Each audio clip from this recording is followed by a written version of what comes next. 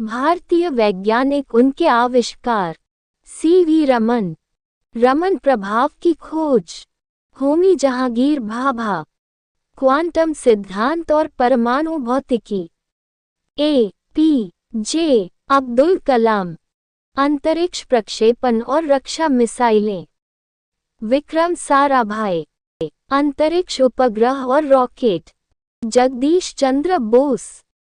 क्रैस्कोग्राफ। Raj Reddy. AI और प्रौद्योगिकी। श्रीनिवास रामानुजन। गणित में विभिन्न विधियों और श्रेणियों की खोज।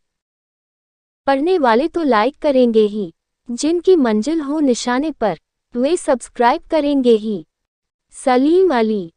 व्यवस्थित पक्षी सर्वेक्षण। सत्येंद्र नाथ बोस। क्वांटम यांत्रिकी में योगदान। SS अभयंकर। बीजगणितीय ज्यामिति में योगदान।